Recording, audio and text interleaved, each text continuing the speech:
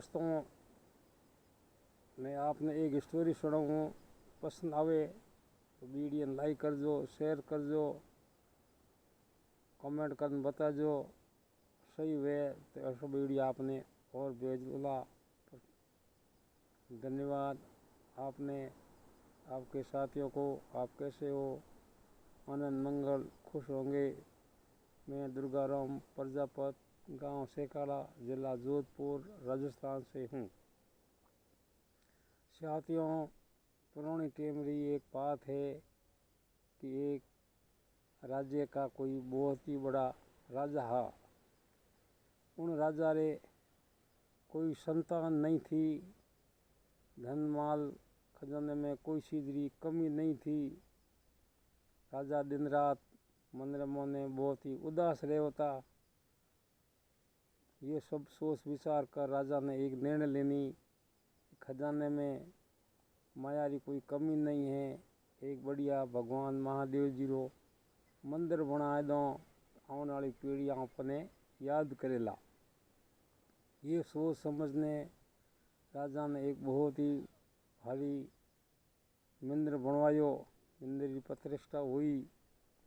प्रतिष्ठा के बाद रे मोने मंदिर माते एक इंसाफ युक्त ब्राह्मण ने पुजारी नियुक्त कर दियो। पुजारी बहुत सरल स्वभाव रो, ईमानदार और संतोषी आदमी हो। उन्हें महीने री पगार तिनका करने, मंदिर की सेवा पूजा करने वास्ते राख दियो उठे। मंदिर माते प्रसाद, भेंट पूजा और तरीके में आवणु पुजारी रो कारोबार अच्छी तरह चालन लागो। उन्हें बाद में पुजारी कदई मंदिर माते राजा रे घरे जान कदई आपरो वेतन मांगनी इच्छा जाहिर नहीं करी, क्योंकि उन्हें घर में जितनी आवश्यकता ही उतनी पयों री पूर्ति उन्हें मंदिर में ही हो जाती। यूँ करते करते कई वर्ष बीत गा। कोई वर्ष बीतने रे बाद रे मोने राजा रे घरे भी एक संतान री उत्पत्ति हुई। धीरे धीरे वक्त निकलतो गयो। राजा रे वो लड़को हुओ, बड़ो हुओ। बड़ो होने के बाद में उन लड़के की दूसरे राज्य में धूमधाम शादी करी। शादी के दिन राजा रे घरे बहुत सारे मेहमान अतिथि लोग आयोड़ा हा। उन टाइम रे मोने बरात परणी जन दुल्हन लेने पासा अपने घरे आया। शाम री करीब 12 बजने री टाइम होगी। सो सभी अपना अपना खाना खाने सो गया। राजकुमार और राजकुमारी दुल्हन वही दोनों ही महल में सोने के लिए चले गए। थोड़ी देर बाद राजा रे कंवर साहब ने नींद आ गई और कंवर साहब री दुल्हन इधर उधर महल में घूमने लगी। घूमते घूमते एक कक्ष में बहुत सारा हथियार पड़ा था। वो हथियार देखने लग गई। उसके हाथ में एक अच्छी सी तलवार दिखाई दी। उसने वो तलवार लेकर म्यान से बाहर निकाल कर अच्छी तरह से देखी। बहुत ही खूबसूरत तलवार, आकृति सिंह बनियोड़ी उन्हें जिंदगी में पहली बार देखी। विचार करते करते वो तलवार लेके खड़ी थी। अचानक वो तलवार उसके हाथ में से गिर गई और नीचे पड़ते ही सीधी वो तलवार उसके पति के सिर पर लग गई। सिर पर लगते ही उनके पति का सिर कट गया, वो खत्म हो गया। अब वो दुल्हन जोरदार चिल्लाने लगी, रोने लगी, हाय क्या हुआ, हाय क्या हुआ। उसके बाद में आसपास में सब लोग इकट्ठे हुए और पूछा भी क्या हुआ क्या हुआ। उसने क्या कि क्या मालूम, ये कोई आदमी आया और इसको सिर कलम करके वो इधर चला गया। तो उसके बाद में सभी लोगों ने इधर उधर ढूंढा, कोई अज्ञात आदमी किसी को नज़र में नहीं आया। फिर पड़ताल पूछते पूछते छानबीन करी तो किसी के ऊपर ही कोई शक डाउट करने का भी मौका नहीं मिला। आखिरी समझते समझते सबों ने ये निर्णय किया कि यहाँ नज़दीक न तो किसी का घर है, न ही किसी का मकान है, न कोई रह रहा है। हो सकता है ये मंदिर वाला पुजारी इसका गुनहगार हो सकता है। पुजारी को बुला के लाया। पुजारी को बोला कि भाई तूने ये क्या किया। पुजारी ने बोला, भाई साहब मैंने नहीं तो कभी आपका राजा का घर देखा, न कभी इसके यहाँ आया, न मेरे किसी से दुश्मनी, और भला मैं ऐसा काम क्या करूं। राजा का पुत्र है जो मेरा मालिक है, मैं राजा की नौकरी करता हूँ, राजा के मंदिर में सेवा पाठ पूजा करता हूँ, मैं ऐसा काम कोई थोड़ा ही करता हूँ। लेकिन किसी ने नहीं मानी। समय की घड़ी जब उल्टी चलती है तो झूठा कलंक भी लग सकता है। तो वो सारा कलंक उस पुजारी के ऊपर आ गया। अब पुजारी को गिरफ्तार करके राजा के सामने पेश किया गया। राजा ने उसको मृत्युदंड की सज़ा सुना दी। फिर कई लोगों ने कहा कि राजा साहब इसको मृत्युदंड नहीं देना चाहिए, इन अपराधी का हाथ पांव काट के गांव के चौराहे पे छोड़ दिया जाए, ताकि कई लोग इसको देखेगा तो ऐसा दोबारा कोई दूसरी हरकत नहीं करेगा। तो राजा ने वैसा ही किया। उस पुजारी का हाथ पग काट के गांव के मार्केट में चौराहे पे छोड़ दिया। वो दिन भर तड़पता रहता, बहुत दुखी हुआ। और पुजारी भी मन में विचार करता, सोचता, हे भगवान मैंने कभी किसी के साथ कुछ बुरा नहीं किया, किसी का अन्याय नहीं किया, किसी के साथ कोई धोखा नहीं किया, और मेरे साथ ये ऐसी घटना क्यों हुई। मेरे किस जन्म का दोष है जो मुझे इस जन्म में भोगना पड़ रहा है। यूँ करते करते कुछ समय बीता। वो पुजारी जी कुछ हालत में ठीक हुआ। फिर इधर उधर किसी को पूछने लगा कि भाई मैंने कोई अपराध नहीं किया, फिर भी मेरे ऊपर ये झूठा कलंक क्यों आया, इसका क्या दोष हो सकता है। तो उसकी हाथ रेखा, उसका ज्योतिष शास्त्रों ने नाना प्रकार दोष बताया, लेकिन उसके दिमाग में एक बात समझ में नहीं आई। तो फिर किसी ने बताया कि काशी जी में एक ऐसा पंडित रहता है, उसके जो 7 जन्मों का दोष है वो सभी बता देता है, और वो हकीकत सही कहता है। ये समझकर वो पुजारी घिसकते घिसकते फिर काशी नगर में पहुंचा। काशी नगर में पहुंचकर उसी ऋषि के घर पहुंचा कि यहाँ हमारा कोई हल निकल जाएगा। तो वो पंडित घर पे था नहीं। पंडित की जो पंडितानी थी वो घर पे थी। पुजारी ने पंडितानी से पूछा कि पंडित जी साहब कहाँ गए।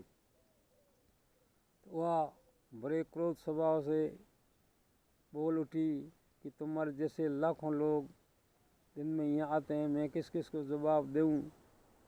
भाग जा यहाँ से, यहाँ आने की कोई ज़रूरत नहीं है। वो तो साला मेरा धनी पाखंडी है, हर आदमी को बुला लेता है, मैं किस किस को जवाब दूँ। बॉस उसके साथ दुर्व्यवहार करके उसको भगा दिया। पुजारी जी कुछ दूर जाके बैठ गए कि भी इतनी अच्छी चर्चा मैंने सुनी है, तो पंडित तो कुछ काफ़ी जानकार होगा, उसकी राह देखने के लिए वो एकांत में जाकर बैठ गया। थोड़ी देर हुई, वो पुजारी जी देख ही रहे थे कि वो पंडित उसको दिखाई दिया। धीरे धीरे पंडित उसके पास आया। तब पंडित जी ने पूछा, भाई तुम कौन हो और कहाँ से आए हो, क्या काम है। तो पुजारी जी ने बताया, पंडित जी मैं तो कुछ खास काम के लिए आपके पास आया था, वो काम किया कि मैं मेरे 7 जन्म का भविष्य जो आप देखना जानते हो, मैं आपसे पूछने के लिए आया था। लेकिन अब मेरा भविष्य बताने की कोई ज़रूरत है नहीं, क्यों कि मैंने सुना है कि आप जैसा इस दुनिया में कोई पंडित नहीं है, और आपके घर में स्त्री ऐसी क्यों। पहले तो आप मुझे आपका भाग्य बताओ कि आप इतने गुणवान, बुद्धिमान, समझदार पंडित हो, और आपके घर में ऐसी स्त्री ये शोभा नहीं देती है। ये आपका किस जन्म का दोष है जो आप भोग रहे हैं। तो पंडित ने सारी बात बताई कि भाई ऐसी बात है, ये मेरे पिछले जन्म का दोष है जो मैंने मेरे हाथों से किया, वो कर्म मुझे हम भोगना पड़ता है। पुजारी जी ने बताया कि बताओ पंडित जी, आपका यह क्या कर्म है, आपने क्या दोष किया। पंडित जी बोले, भाई ऐसी बात है, पिछले जन्म में मैं एक कागला था, और जो मेरी यह स्त्री है यह एक गद्दी के रूप में थी। तो इसके पीठ पर बहुत बड़े बड़े घाव थे, उसमें खून टपक रहा था, और मैं कागला था, तो खून चूसने के लिए मैं दिन भर इसको परेशान करता रहता। कहीं भी जंगल में घास फूस चरने जाती, मैं इसके पीछे चला जाता। इसको कहीं आराम से बैठने नहीं देता, सारा सनने नहीं देता। मैंने इसको बहुत दुख दिया। धीरे धीरे करते इसकी मौत हो गई। फिर इसने यहाँ जन्म लिया, और मैं यहाँ कागले रूप से छुटकारा पा के यहाँ जन्म लिया। तो अभी मैं मेरा वो पिछला कर्म यहाँ भोग रहा हूँ। और मेरी स्त्री मुझे जो भी गाली गलौज देख के मेरा खून पीती है, तो ये मेरे पूर्व कर्म है। मैंने पहले इसका खून पिया, अब आप मेरा खून पी रही है, ये तो पूर्व बदला है, वो हम चुका रहे हैं। फिर पुजारी ने किया, बिल्कुल सही बात है, ऐसा है तो अब आप मेरा भी भाग्य, कर्म और पूर्व जन्म का इतिहास बताओ। मैंने क्या दोष किया जो इस जन्म में मेरे हाथ पैर कटे। तो पंडित जी ने उसकी रेखा देख पर उसको समझाया कि पुजारी जी, पहले के जन्म में तुम एक महान ऋषि थे जो पहाड़ों में तपस्या करते थे।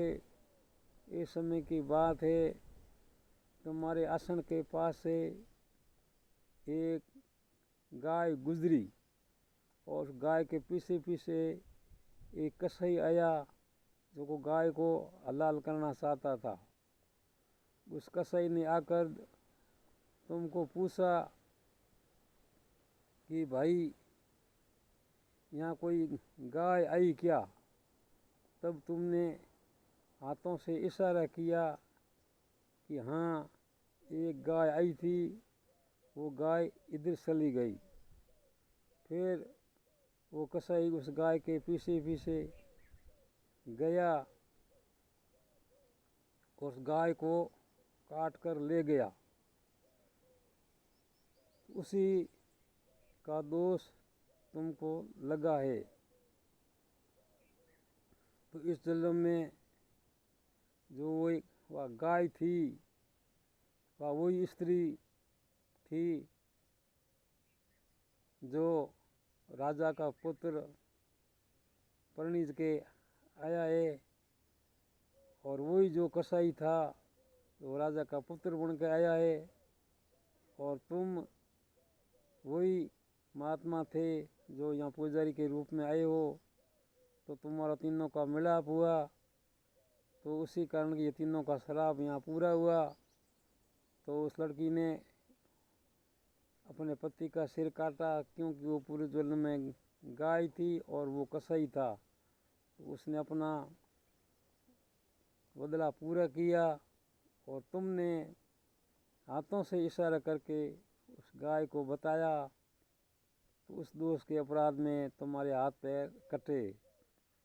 तो साथियों, पुराना जितना भी दोष है, कर्म है, अपन जो इस कर्म धर्म में भविष्य में करते हैं वो 7 जन्म में भी अपन को भोगना पड़ता है। देर है लेकिन अंधेर नहीं। गलत का नतीजा गलत होता है, बुरे का तो फल बुरा भोगना ही पड़ता है, अच्छे का फल अच्छा मिलता है। हाथों का किया हुआ कर्म जो अपराध है वो 7 जन्म में भी भोगना तो पड़ता है। इसीलिए धैर्य रखो, संतोष बनो और संतोषी से काम करो। किसी की निंदा, किसी की चुगली, किसी का पराया धन हड़पना, किसी को बुरी नज़र से देखना, ये महादोष होता है। सब साथियों, इससे वसीयत रहो। अपराध करना महागुनाह है। अपराध का एक दिन तो लेखा जोखा चुकाना ही पड़ेगा। अपने यहाँ जो बही खाता है वो सड़ जाता है, गुम जाता है, लेकिन भगवान के गिरे जो बही में लिखा जाता है वो लाखों जन्मों वर्षों तक मिटता नहीं है। एक दिन तो वो लेखा अपने सामने आएगा। वो अपना तो बदला अपन को भोगना ही पड़ेगा। इसलिए निडर होके सब सावधान रहकर अच्छे कर्मों में लग जाओ। जितना भी अच्छा कर्म करोगे उतना ही अपन को अच्छा फल मिलेगा। जय बोलिए सदगुरुदेव की जय हो। साथियों, वीडियो अच्छा लागो है तो लाइक कर दो, शेयर कर दो, भाई बहनों ने बता दो। मैं दुर्गाराम प्रजापत, गांव सेकाड़ा, जिला जोधपुर, राजस्थान। वीडियो पसंद आवे तो लाइक कर दो, कमेंट कर दो, तो आपने एड़ा वीडियो आगे और सुनाओ। अल्लाह जय बोलिए सदगुरुदेव की जय हो, जय हो।